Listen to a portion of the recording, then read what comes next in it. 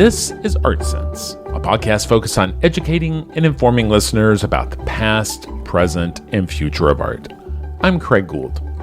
On today's episode, I speak with art historian Henrike Lange about her new book, Giotto's Arena Chapel and the Triumph of Humility, which takes a bold new look at the influences that shaped the iconic chapel. In particular, the role of Roman triumph arches as sculptural sources in an Augustinian theological frame of reference. The decades of research unlocks new meaning and understanding about the process and thought that Giotto and the chapel's patron Enrico Scrovegni put into the masterpiece. And now, a conversation all about the triumph of humility with Henrike Lange.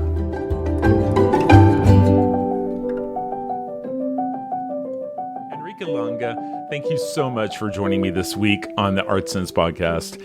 Henrike, you have written a new book called Giotto's Arena Chapel and the Triumph of Humility.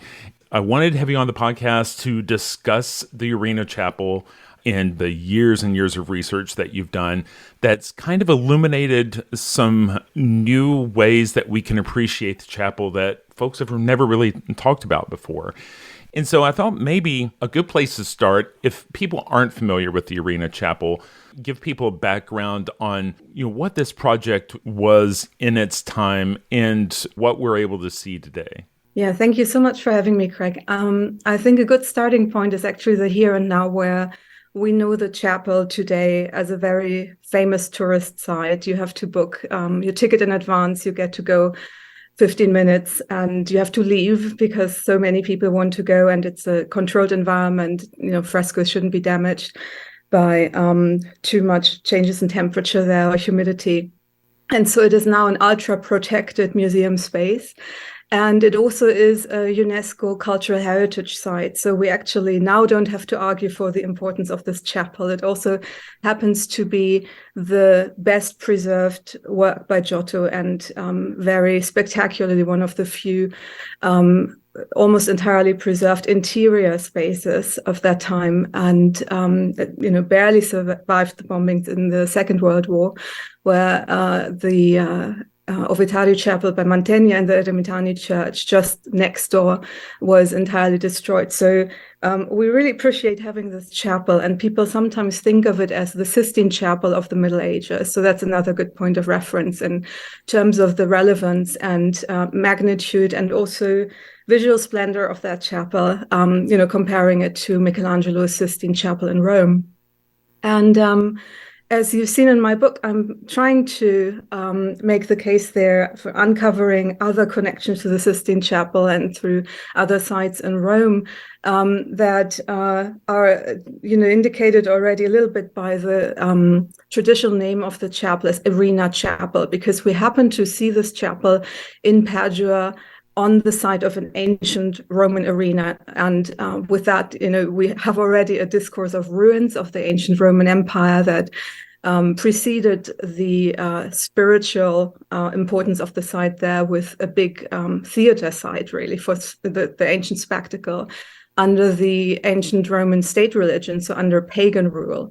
And this is exactly where, we see a historical awareness of this chapel. Now, this is all near Venice. For people who have a broader idea of the regions, there it's in the Veneto. Very short train ride also today from Venice, and we can see that that's a provincial town that around 1300 wasn't that provincial at all, and that was making several kinds of big claims. One definitely through the excellent university that still is there, still is excellent, but was one of the first universities in Europe. In the Middle Ages, extremely well connected, of course, to places like Oxford, the entire spread of medieval thought. And Paris is another important university that we see in the chapel's history coming up a lot. Through the people that took care of the chapel or were most likely involved with the production of the chapel in one way or another. So we have an intellectual environment. We have people there that look themselves at the ruins and think about them in a critical way, in a self-critical way, and in a triumphant way. Insofar that they're aware of their place in history, they consider themselves as modern, and that's probably the first request I have for readers to understand that. We look at these medieval people and think of them in their time from our point of view, but of course they were the moderns of their day, and they looked back at antiquity and early Christianity, and through all these different strata of history.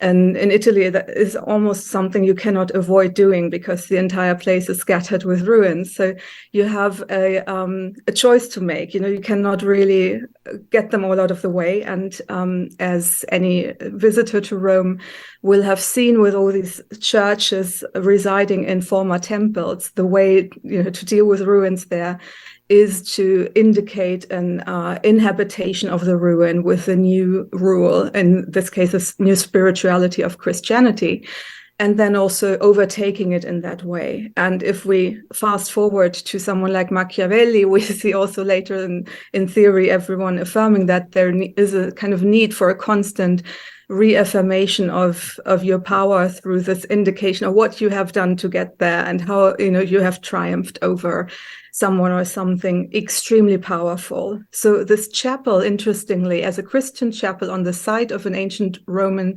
theater, gives us this kind of origin story for itself already, just by the sense of placement and the sense of overriding the spiritual rule that there was before. The next character in the story is bound to be the patron, right? Enrico Scrovegni. This is someone who was nouveau riche of that time, and someone who was looking at establishing respect, but from the perspective of the spiritual aspect of the chapel. It just seems like there are some clues that maybe he was carrying a little guilt about not necessarily ill-gotten gains, but, as someone that dealt in financial matters, we could say that he was benefiting from usury, right? And maybe that plays somehow into this service as a matter of spiritual reflection. Exactly. And those are some of the traditional lines of inquiry also for scholarship. I did not yet say that the chapel was actually in a kind of Sleeping Beauty slumber for several centuries, and people did not write much about it. It was pretty much one of many chapels in Italy when the grand tourists went there, and it was gradually discovered since the 19th century. The first publications in from Italian and from English, writers such as Ruskin, delivering one of the first books, small books on the chapel. We have there this lapse in historical memory, and when the chapel reappears on everyone's radar and becomes the thing, and becomes actually gets recognized again as Giotto's work. We have a story about Enrico Scrovegni that's being spun out at the same time by one of the first authors about the chapel's context, and that is Selvatico, who's a patron, actually involved in saving the chapel. It was discussed to tear it down at the time, and almost demolished. And he created so much appreciation for that local heritage that eventually the chapel got saved, and he wrote the first Italian book on it with a larger narrative. And in a different publication, he explains to us his idea of historical fiction. And he has this whole story about Enrico Scrovegni and about Dante and Giotto in relation to the Arena Chapel, and actually gives in a kind of preamble to that an explanation to wanting to make history interesting. And so he gives the true story as well, and he does not pretend that he has somehow overheard these or sells them as facts, but he reinvents a story of what could have been had they met, or what would they have made of it. And that actually takes on a bit of a life on his face. So it's everyone loves the story, and so that really becomes the idea of the ghost of Enrico Scrovegni's father is haunting the chapel, and it's this bad conscience about the usury and all that, and it's fascinating to see that spinning out of actually 19th century, very enlightened historian giving you even the true story and saying, I just want to make it interesting because otherwise people won't read my book. And he then, sets a bit into motion this idea of these fascinating friendships that we now know, of course, after, all the digging in the archives, that there's not much to argue for. And Julian Gardner, a few years ago, in an important book, did establish that we have to, in a way, to make up for that overemphasizing of fantasy about these friendships and motivations, personal motivations. We have to go all the way to the other side and basically start from zero with the facts and what we can say there. So we have very interesting points of connection, and we have also, for Enrico Scrovegni as a patron of the chapel, of course, some documentation, and we have some indication of what kind of man he was as a aspiring politician, local politician, someone who really was working towards power, was punished for that, also and brought into exile into Venice, where he died. And actually had said in his testament that his body should be brought back to the chapel, which it was. So that there is an entire integration of his persona there. And we see him definitely in this context of early capitalism as a banker, as a usurer, and in that constant conflict with the church for that reason, because usury was a serious sin, and he struggled with that kind of contradiction in terms already with establishment, with lots of money, of a spectacular chapel to honor a religious leader like Jesus, who had been establishing poverty as an important principle, and the giving away of riches, not the accumulation of riches, and definitely not the raising of interest. And so this idea of profit and early capitalism there coincides with the beginning of the church also, having a new system for perdonances, and how now these two systems, the idea that you maybe can buy some part of eternal grace by the right investment into something like this chapel comes on the table. On a different layer, I think we can think of Scrovegni as a family man, where, he might have wanted to have this spectacular memorial chapel for his father, for himself, and for his children. So establishing the family chapel, and that is not an unusual thing for his time, or maybe even ours. And then he also has a kind of local political environment where he tries to measure up with the aristocratic families that had been the bankers in Padua before and running the banking business. And they all had long family trees. He didn't. So in a way, we can see one motivation really anchoring himself in history. And I think a last point of context for talking about the chapel is the time in which it was built, right? I think we assign a date of like 1303 to its consecration, which I think it was like on a Palm Sunday, 1303. And that is a really short period after the Roman Jubilee of 1300. Can you talk a little bit about how that event, the Jubilee in 1300, maybe would have created an atmosphere where Giotto and Scrovegni are thinking about things in a different way? We have a church in crisis at that point in time. Pope Boniface has himself a lot of earthly power struggles. We also have an age of crisis insofar that there's constant rancor and plagues and all kinds of social injustice, obviously, and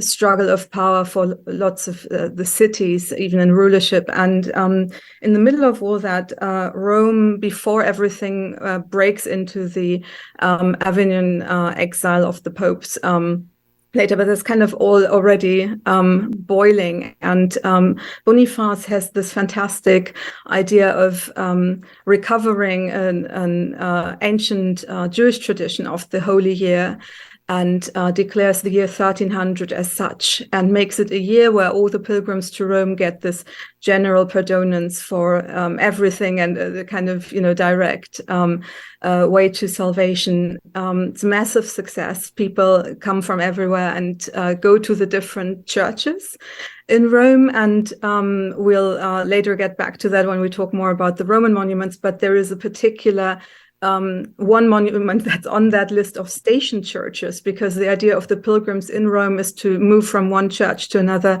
do the prayers there, and then have almost the bucket list of salvation that they are filling, and crossing off the different stations on it. So we see Scrovegni, operating in the aftermath of that, we think, because we have his chapel built in those years, the first decade of the new century. So it follows the Jubilee. But when we look exactly at the few documents that we have, we see that he buys the arena in Padua actually about 2 weeks away from the announcement of the Jubilee. And he also has family relationships into the Roman Curia with the wife's aristocratic connections there. So we can imagine a context where he was well informed about the plans for the Jubilee, even probably before it was officially announced. And when it was announced, of course, it was the big cultural moment that I think we see with the Arena Chapel kind of gave these echo waves into the new century in this specific way that looks back to ancient Roman and Judaic history and forward into this new Christian millennium, but conveniently for Scrovegni, and that makes it this beautiful business model in a way of his investment. It also links the idea of payment in terms of money and in this world with a higher reward in the afterlife. And that is actually where I do have this one wonderful written source and kind of the most extensive document where we hear Scrovegni speaking almost directly from this inscription that was in or outside the chapel and has survived only in historical records. So not in situ. We don't have the inscription in the place there in the chapel, but we have it luckily written down by a very diligent antiquarian in the centuries in between. And we find it there in his big book about the antiquities of Padua under the family name of Scrovegni. It's a long poem that is rhymed actually in a kind of slightly awkward rhyme scheme, interlocks medieval Neo-Latin and ancient Latin, also in an interesting stylistic mix. And in that text, we see Scrovegni talk about the transition of time and about that place having been called Arena in antiquity, and that was a brutal and violent place of pagans. And now the knight, he calls himself Enrico Scrovegni, has dedicated this place to a new, better interest. And it's a temple now that is offered to Mary, and he in turn will then receive his reward in heaven. So that is his main argument. It was actually even written out in this poem in the chapel, eternalized there, and we see a lot of this triumphal motif actually when we look carefully in the chapel itself. You mentioned there the crossroads of Judaism and the Roman Empire.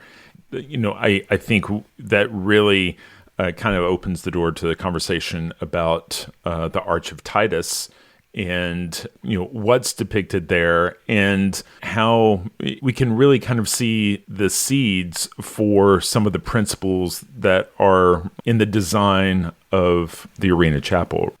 I believe so, and that's the case I'm making there. Of course, now thank you for putting that name on the list. That is this monument on the Station Church list for the pilgrims in Rome in 1300 that we don't expect to be there, because of course San Clemente, Santa Maria Maggiore, Santa Maria in Trastevere and Cosmetine, all those early Christian and then medieval churches that were the typical stations in Lateran's, Basilica, Old St. Peter's. Of course, every tourist now would go to those places. But among all those major basilicas, churches, there is the Arch of Titus listed as a station church. And the reason for that is that the problem of ancient triumphal arches in general for the Christian new majority in the Middle Ages, all across the then Christian former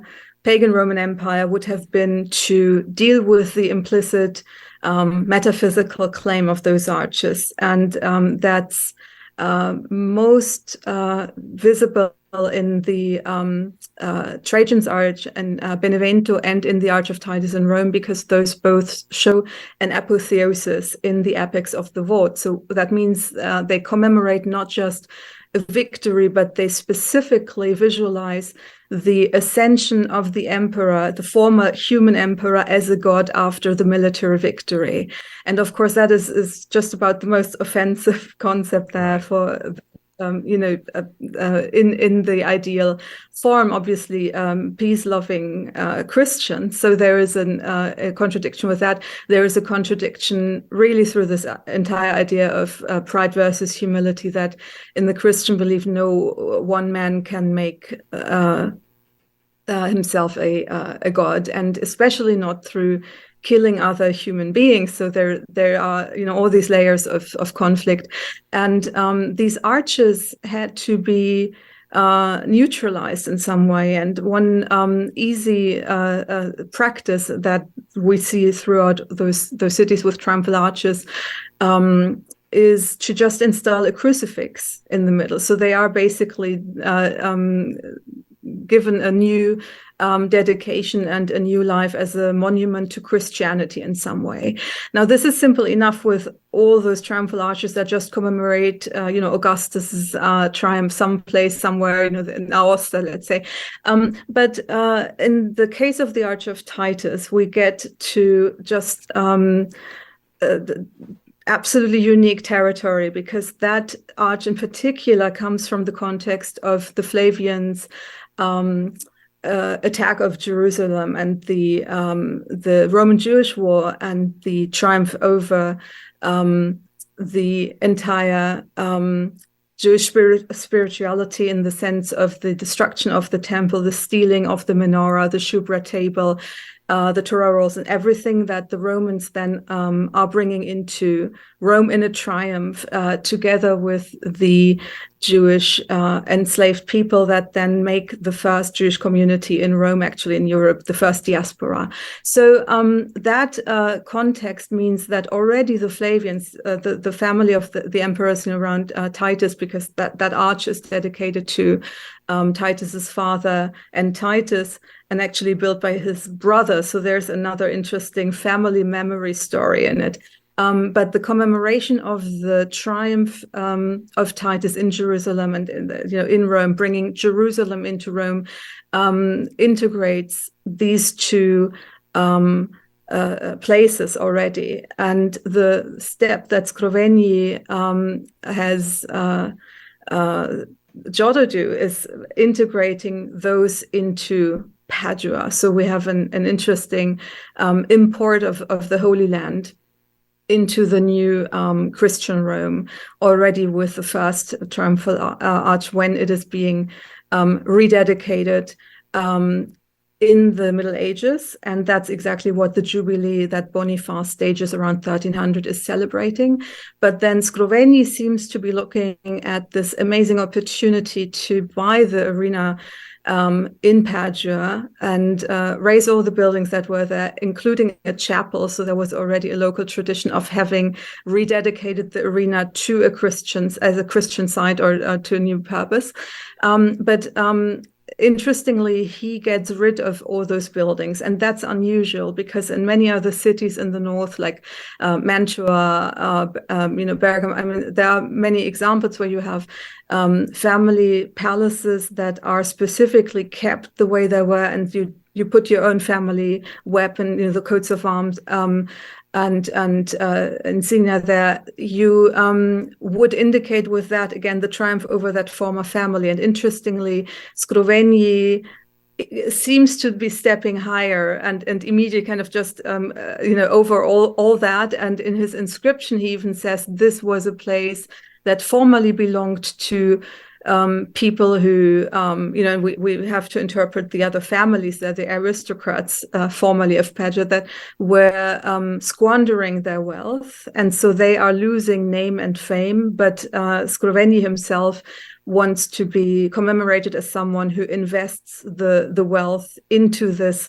dedication of a new temple to the Virgin Mary, and therefore to have invested wisely into eternity and not into the worldly goods as his predecessors. And interestingly, he doesn't say the Dallis-Manini family or the Capodivaca family. We have the names of those families because those were the established bankers prior to him, before he came in and ruined with his shrewd business practices. But he does not even mention them. His condemnation of their memory goes so far that he just says, "Oh, there were those squandering money," and we don't even say their names.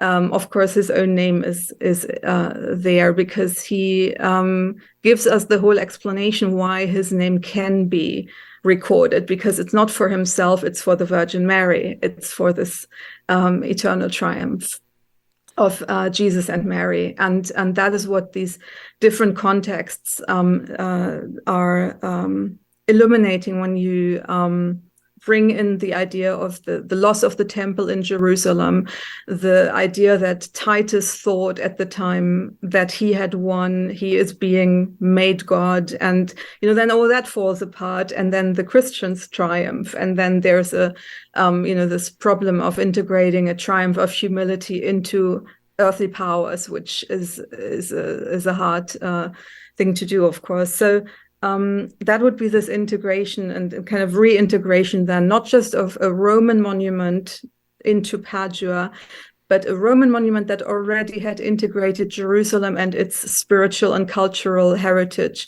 and the Judaica really into Rome, bringing all that up into Padua as an ancient city of Rome that somehow supersedes the mother city. So the hypothesis is that the chapel is really, in 1303, the modern construction of a Roman relic that glorifies Christ and Mary. Yes, though probably rather than relic, we would say it's a monument that gives a response. And that is, not just a reaction, but a response to specific monuments elsewhere, that is in Rome and in Jerusalem, implicitly, but also to its own context and its own place, historical place, and spatially the place of the ancient arena where, when Padua still was Patavium, there were those brutal fights that Scrovegni refers to, and kind of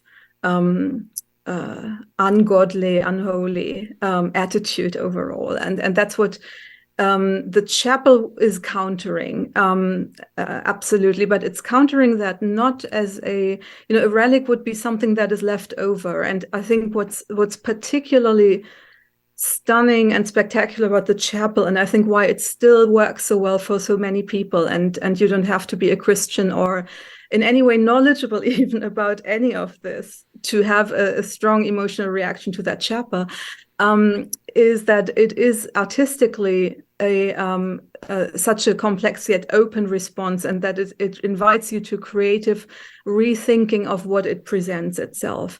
And so rather than, being a relic in the sense of, something is taken from a ruin and then you make a new version of that, that's half of Venice at that time, where, these wonderful fragments from the Orient are being rebuilt there, and you have the connection to the Holy Land in a palpable way. Giotto is spectacularly making a claim with his absolute, brilliance in painting, that he can virtually create a faux relic, a fragment that didn't exist, but he creates a portrait of what a fragment would have looked like, and of a piece of marble that is presented as if he has taken it from an ancient temple or a triumphal arch, and he rearranges that and kind of shuffles the whole thing around into something entirely new. And it's almost like I'm talking about that in my book, the syntagma, really like a grammar of the whole thing. It's not just these elements, but the way in which they are put together, and that they are spatially relating, so that they give a new way of thinking about the story they're telling. Because we have not mentioned yet the narrative. I mean, the chapel is really about the lives of Mary and Jesus.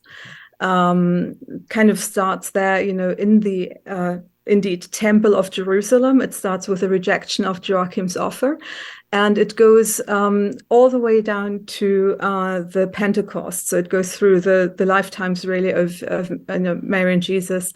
It then picks up again the Last Judgment, a massive, final statement there on everything else that's present in the chapel. And we have this fascinating lower level where Giotto portrays these pieces of marble that I just was, starting to mention. And those are interspersed with likewise faux relief sculptures. So none of that is actually there in stone, but Giotto goes to an incredible, effort producing faux relief statues, creating a stony appearance down there. So you have a difference there on 3 levels, from a kind of stone language almost, into the polychrome figures on the lives of Mary and Jesus in the middle. And those are the most famous ones that you have on the postcard of the Christmas postcard, the nativity scene or something like that. Those have the famous blue ground. And then there's the upper level of the vault, where everything opens into this likewise famous starry sky. And there Giotto shows a diaphragm arch in the middle of that entire space. So suddenly we're being told we're actually standing not just in a chapel, we're not standing in a triumphal arch either. We're kind of standing in the ruins of 2 triumphal arches in succession, because the entire chapel has this barrel vaulted shape. It's like a little tunnel, and that's the interior shape. If you put twice the Arch of Titus next to each other as a tunnel, you have exactly that. And so the connection might not be very convincing if it's just that, because both those buildings, you could say that follows the golden ratio. There could be other reasons why they have the same shape. Many churches have that shape. And of course, one reason is because many churches have this triumph of humility implied with that. And we usually have not paid enough attention to that. But in Giotto's case, he goes a step further, because he puts the entire thing there,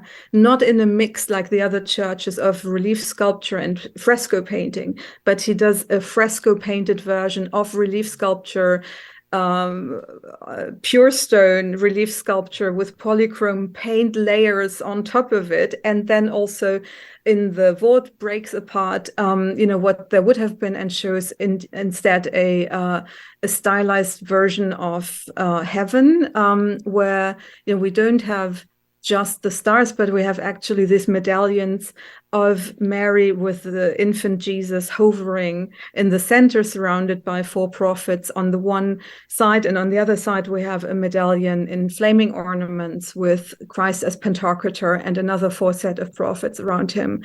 And that I see as a direct response to the vote of the apotheosis.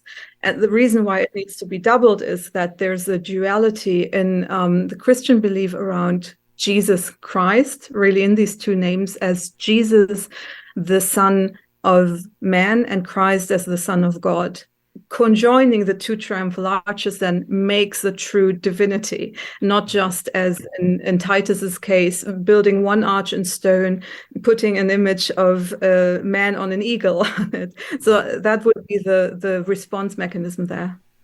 Can we talk a little bit more about polychromy? Because, I feel like it's something that is more talked about now. I feel like there's maybe a little bit more realization about how much color was being used in ancient Rome.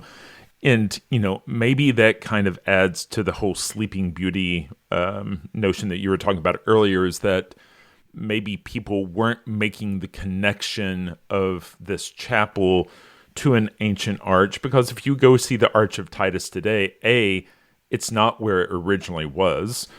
B, it is almost completely free of any color. But in 1300, there would have been noticeable color on the reliefs to some extent, correct? We do think so. I will split my answer into 2 parts there, just to make sure I'm explaining myself well. We do have wonderful research. So first of all, yes, we're coming out of a few centuries of the so-called myth of white antiquity, where many generations of, especially the founding fathers of art history, as they were, would have thought of white marble as the classicist ideal, and would not want to really have medieval and Renaissance sculpture to be polychrome, even though that was the historical case. And we see it also in cases, especially when you have material where you cannot get rid of the color, in some of the Della Robbia families, terracotta, for instance, that of course there was just great variety, and some things were left blank, but usually some color and some coloring would have been on the menu for the patron to pick. And especially when it came to relief, painted relief that then on the art market centuries later were very often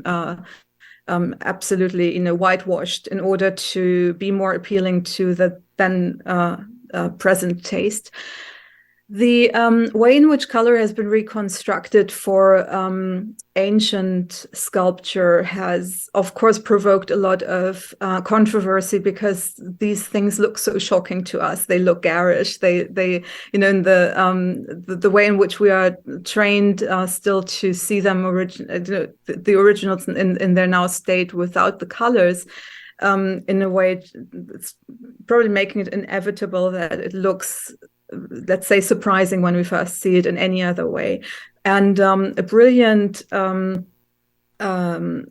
way to work with it, I think, has been developed by Stephen Fine from the Yeshiva University, who has specifically worked on the Arch of Titus reliefs and recovering the color options for that, and actually identifying traces of color, especially on the menorah, as gold. So there's this fantastic research that we have now, and we know that the menorah was not only painted, but gilded and glittering in the raking light that would fall through it every day on this east-west axis, because both monuments are in the same orientation.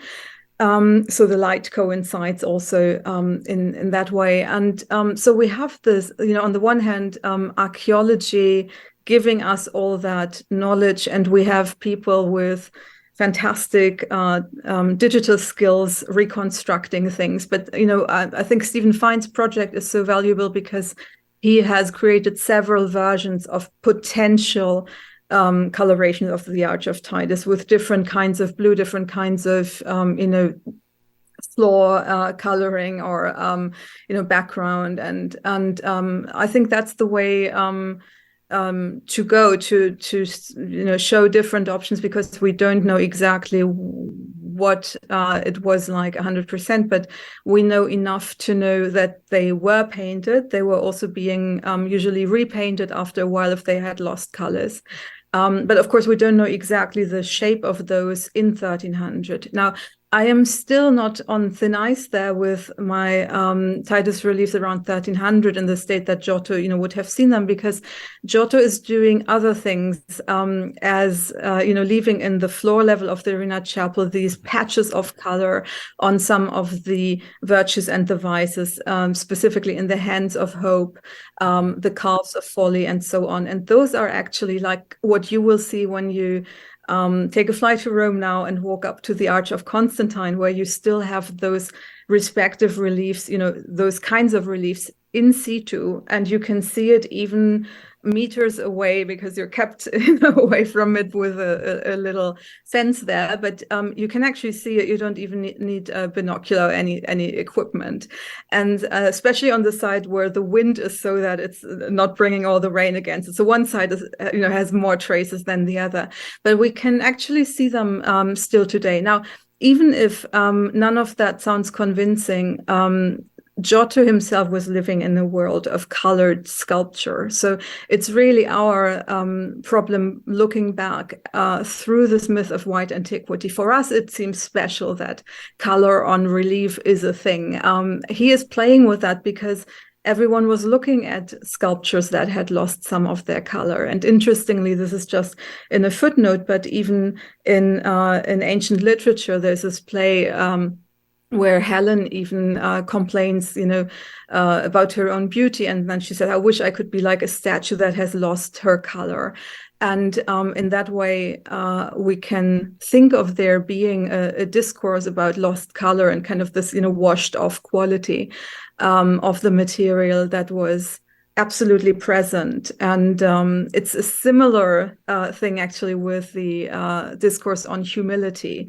I mean, both these things are so deeply ingrained in everyday experience of any Christian in Italy or anyone in Italy at the time, believer or not, because the Christians keep talking about that and either aim at fulfilling that ideal or fail. But it absolutely is a core belief that is in every Magnificat, in every mass and prayer every several times a day for every Catholic. So the idea of humility being such a core theme, and of course then having an ancient monument, a triumphal arch that is a symbol of pride and of ancient hubris, really.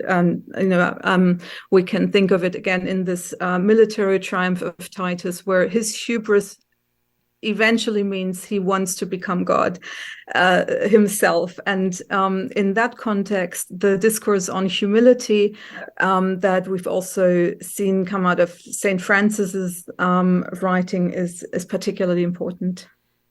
By 1300, Rome was so heavily built up that these arches were no longer freestanding in the middle of plazas with space around them. They had construction all the way up to them to the point where they felt more like a corridor, something covering a street, rather than really realizing that it's a freestanding arch. And like the Arch of Titus had become attached to the Frangipane's palazzo, and it almost feels like Scrovegni has that in mind, that I'm going to create my palazzo on this ancient Roman site, and abutting that is going to be my arch, and that arch is honoring my true God. Is there credence there? I think the evidence tells us so.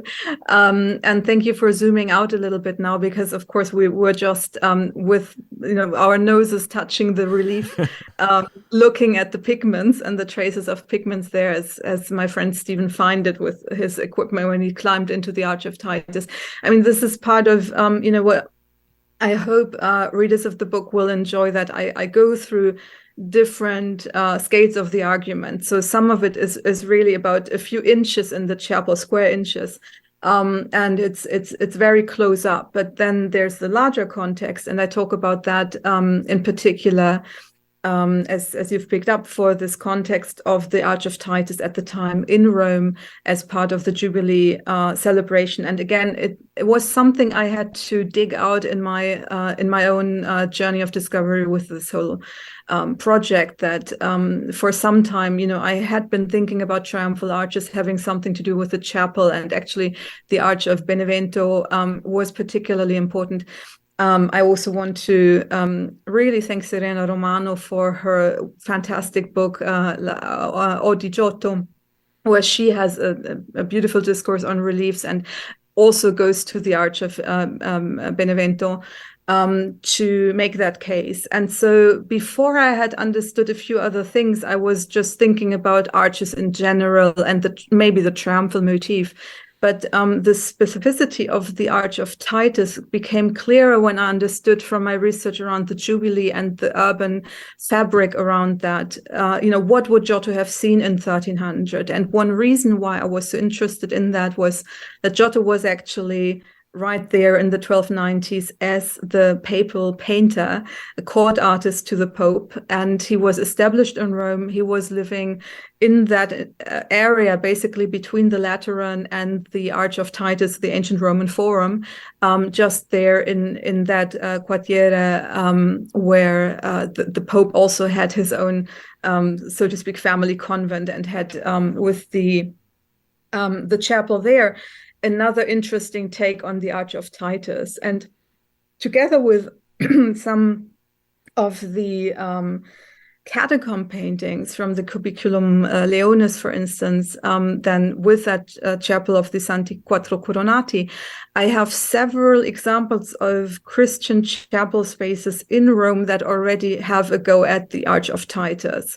And so it is also then not so far off to think, all of a sudden Giotto does this crazy thing in Padua. No, there are actually these precedents in catacomb painting. So shortly after the Christians, they have not even taken over, and they're reimagining the Arch of Titus. And interestingly, we have one of the first portraits of Jesus in that with the Alpha and Omega as a painting. And it seems to make the same commentary there on the materiality of relief sculpture and the hubris as something that the Christians want to reject, and then the painted version that is the true God, and it's pointing towards the invisible truth. And I haven't said that too clearly, but of course the tactile quality of relief sculpture, the actual there-ness, the materiality of the stone, that you can touch it. I mean, that anchors it really in the world of the body and the here and now. And the Christian belief is so much about what's beyond and what's invisible and what's spiritual, not physical. And there's a whole chapter, of course, with the theological components there, also coming from Augustine, the different visions, the way in which God can be seen, which is not with the physical eyes, and how there is a spiritual vision, an intellectual vision, and all those would be themes that are being called upon with this faux marble and faux relief sculpture that have even lost some of the faux painting that we should imagine having been attached there. It's so brilliantly done in that way. It is so subtle, and it gives you a full theology of history in that story, and points you towards an eternal understanding of triumph. And in the end, I might not say that very clearly in the book, but of course this triumph of humility is eventually the triumph over death. And that's why the Last Judgment is so massive and on such a great scale in the chapel. Illusion seems to play a big part there. And the faux marble, that's one of the things that we find in Pompeii. Obviously Pompeii hadn't been excavated in 1300, but, I'm sure there was evidence of faux marble, around Rome. And, I just find it really surprising, when we look closer at some of these fictive pieces and reliefs in the space, just how Giotto really seems to have an understanding of linear perspective decades before Brunelleschi. Can you talk a little bit more about illusion and, maybe how that plays into all of this? Yes, the illusionism of these fragments is probably most striking. And that's what I see in the reactions of visitors to the chapel all the time, because they always would like to touch and verify if the lowest part might not be still, marble, at least some part of it. Because when you go in there, and you hear the guides telling them this is painted, these are frescoes, the general reaction is still to think, yeah, most of it, and then maybe some of the marble, but not this lower part, because that looks it is so hyper realistic, it is so well done. One reason is that Giotto really has integrated it perfectly with the natural light that falls into the chapel. So again, something that you usually think, when you see Fra Angelico doing that in San Marco in Florence, and people there will tell you this is kind of the first time. It's already there. There is an imitation of marble that is in parts more perfect maybe than many Baroque examples, where we usually would have thought, this is really a Baroque thing in churches to have this imitation marble. We have Giotto playing with these because he takes them seriously as fragments, and because the churches he is referring to with it, or the triumphal arches, but there's a whole context of early Christian churches, Torcello in Venice, for instance, where you have those actual broken fragments of marble there. And, he would have been familiar, most likely also with that. I was in that area, obviously. The idea is then to make a portrayal of the actual material and give that in an illusionism that is so perfect. And again, it is stunning that he, can do that for us, because we have been taught otherwise, and it starts later. And, we have our own myth there for the Florentine Renaissance. Part of the truth might be that Padua 1300 might have been slightly more sophisticated than Florence in 1300. I mean, there is still the local discourse. There is a university where Giotto also could have been in touch, and it certainly was with other most current scientific findings. We see him paint this human heart that is anatomically correct in the hand of Charity, where you could have also just put a symbolic heart, but it's this real pumping, blood-filled organ. That is spectacular. We have the comet that is Halley's comet as observed by Giotto in 1301. That is the Star of Bethlehem. It becomes the Star of Bethlehem for Giotto in the Adoration of the Magi. And so we see him bringing in illusionism in the most casual and spectacular ways at once. It is absolutely cutting edge, on the height of his time, on scientific discourse, all that. At the same time, he integrates very strangely anachronistic Byzantine patterns into some of the angels' wings, or into this light baptism around Christ in the baptism scene. So we see him also going back to those traditions and bringing that in. I make a few cases for ancient sculpture inspiration in some of the figures. And others had been identified prior.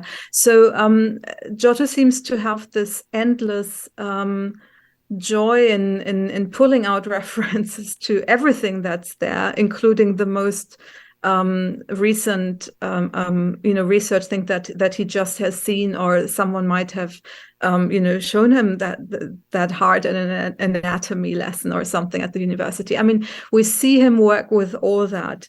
And he builds up with this perfection in his illusionism, a system that makes it seem like we're standing in an architectural space that is covered in actual stone and then some paint, and it all serves to give this final joke over the Last Judgment on kind of it. It sets the scene really for the final joke there, where we see the apocalyptic angels left and right in the very upper portion there, wrapping up the sky. And it's the sky where we also have two wonderful portraits of the sun and the moon, but they're already almost gone and forgotten, because they are being wrapped up by these angels. They are the sun and the moon on the layer of time and world history that they're getting rid of.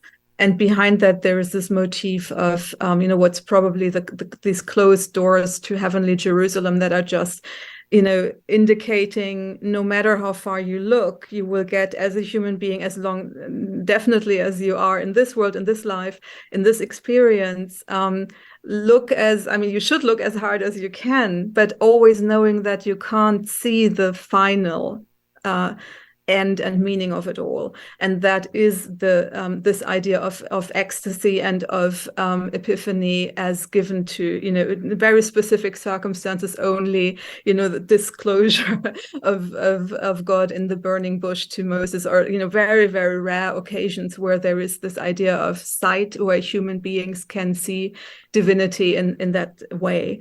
And the kind of the mysticism of that and the beauty of it, to know that the person who was very aware of being the most capable painter, very famous, very, very much appreciated, very much aware of his skill, is using the last bit of his skill to finally say, well, and then, I've done the absolute maximum, but then there is still more to see, but not yet, because not in this life, you're not ready. And the interesting thing there, many people, have now reread Dante after the 700 anniversary year, just now in 21. And the Divine Comedy has that exact same principle of giving vision, to a certain extent, but really at the final, spoiler alert, but there is the end of Paradise is a little bit like, you can read it and look at the Arena Chapel's Last Judgment, the specific detail of the angels giving vision into how everything that we're looking at is not the final word and the final truth, but behind it we see closed doors. So it's this beautiful contradiction in terms again, and this, in a way, also a call for patience to the viewer. So actually, I've got a question for you, Craig. You mentioned that the chapel has been a source of lifelong fascination and even inspiration to you when you contacted me. So I would like to know actually how so, and which parts of the chapel in particular. It's really interesting. I don't know if everyone has this, but I have a real emotional reaction to color. And, when I work as an artist, there are certain color combinations that, provide me, an emotional reaction. And one of those colors is blue, and just the depth of blue. How this color is used in the Arena Chapel is just, it's spectacular. And it really makes me wonder about, is it possible for color to have a spiritual character? Because I feel like Giotto is aiming, whether he intended or not, he is using that blue as a way of not only transitioning up into the heavens, but also just enveloping us and, kind of, providing a way for us to have some sort of spiritual connection up at that apotheosis. And so maybe it's rather simplistic, but the use of blue in the chapel is what's always just really made me curious and a big fan of this monument. Yeah, I love that because it's actually something I experience with the students again and again, when I teach the chapel in the big classroom and then with in the auditorium with a big screen. And it really gives a tiny bit, just an idea of what it might be like standing in the chapel. And the reactions are always like that. And people are shocked at how much they feel drawn into this. And as I said, I teach at UC Berkeley, so we are really as global, as multi-religious, as and internationally as a university can be. Probably we have definitely, not a majority of Italian or Catholic students that would just think, this is my cultural heritage, and that's why I'm interested in it. And I actually find a lot of students from religious backgrounds other than Christian that they find the color and the shape of the space so incredibly serene and calming. And of course, there is where I find an interesting overlap with this, iconic essay by Julia Kristeva on Giotto's Joy, where she also has her specific argument on why it is that this is a very common reaction, why we have such a strong almost bind with this color, and why we feel so well contained in it. I like to say actually on the blue, because that is of course the Giotto blue has such an iconic status also. What's so fantastic, when you get to spend a bit more time in the chapel, and I hope people feel that they can do that with my book, because that's one reason why I put such an effort into the image program, and I wanted to produce the kind of book that I was looking for as a student and either couldn't find or couldn't afford, which would be a large book with a full historical, literary, and theological explanation, but especially with a full cycle of images in it and enough time to look at everything, in all the details, and spend time with each of the scenes, and not in this kind of rushed way that when you visit the chapel you have to leave immediately when you've just your eyes have adjusted to the blue and you basically have to walk out again. So I was really trying with the image program to combine these different views of the chapel, but especially lots of real color, real light, and not artificial light. That makes a huge difference. And I usually got the images from 3 to 4 different sources, so that they really, as groups of images, give you a very good idea what the actual space looks like, and under different light conditioning, also kind of different times of day and so on. But also to have lots of images of details and real space perspective, so that it's tilted when you look up. You stand directly underneath the Last Judgment, and I wanted the reader to be able to look up and see it in the tilted perspective as you would as a visitor in the chapel in real space. And to finish up the point there on your blue and your love to it that we all share. It is the blue. It's one of 3 big themes blue in Giotto and in that specific chapel, because he creates the blue that is for the kind of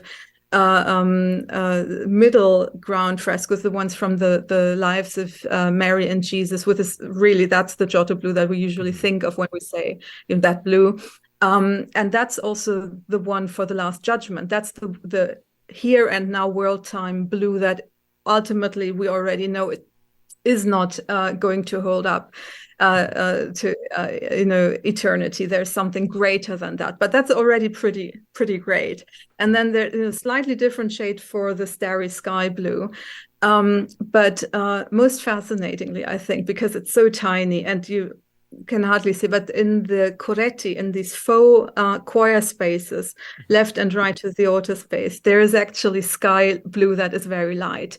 And so Giotto gives us natural light blue that also makes us believe we're there getting a bit of the light from the outside come in, and the sky there. So he has this differentiation of the different kinds of blue according to the different places in his system, where he's making this argument on time and transitioning, and he includes a faux version of actual sky blue that most times of the day is equivalent to the actual sky blue coming through the actual windows. And I mean, that's the brilliance of it. There's so much to discover in the chapel, and the blue, in a way, it brings you in and then makes you stay. Well, Henrike Lange, thank you so much for having taken what has turned into an hour talking about your new book, Giotto's Arena Chapel and the Triumph of Humility. Is it available wherever people are able to buy books? It should be. Great. Everywhere. Hopefully, you can order it at least to any bookstore on Cambridge University site, obviously, on Amazon, and I've seen it in quite a few bookstores, actually. Yeah. And you have another project that's going to be coming out soon. Do you want to tell us a little bit about that? Yes, thank you so much for asking. I have a very exciting announcement to make, because this is a project, not quite the 20 years that I've been working on Giotto, but it's a 7-year project. It's going to be in 2024, and it is a book project with my co-editor, Tom McLeish, a theoretical physicist from the University of York, with whom I've worked for the 7 years since the last great American eclipse in 2017 on the theme of total solar eclipses. And our forthcoming volume's title is Eclipse and Revelation, Total Solar Eclipses in Science, History, Literature, and the Arts. It's forthcoming with Oxford University Press in anticipation of the Great American Eclipse 2024. And now, before anyone has to wonder where the connection to my usual fields of study are, they are manifold, and of course the most gratuitous one is that there was a spacecraft in 1986 that was named Giotto by the European Space Agency. Wow.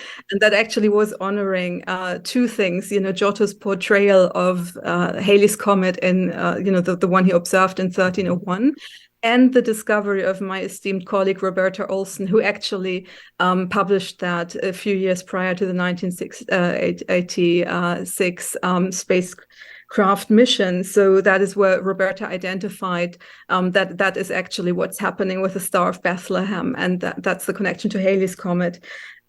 We have in our edited volume, Eclipse and Revelation, one chapter by Roberta Olson on art and science, total eclipses in the 19th century. And then there is also a chapter by Alison Cornish on Dante's eclipses. So we're right there back in North Italy around 1300 with Dante Alighieri, as we know, Giotto's great friend, right, in truth or in historical fiction, at least. We were talking earlier about how the epicenter of that is going to be passing quite closely to my birthplace, and thinking about making the drive. In my mind, it just seems like so surreal to be thinking of, combining the nostalgia of your childhood with something mystical like that event. And, that sounds like a mind-blowing experience. Henrike, I really do appreciate your time today. It is so obvious how long and hard you've worked putting this volume together. The revelations in here, they just add to the level of appreciation I have for the chapel.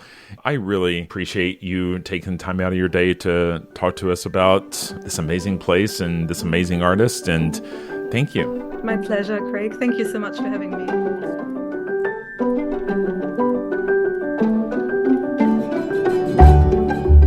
That's all the time we have for this week. You've been listening to ArtSense.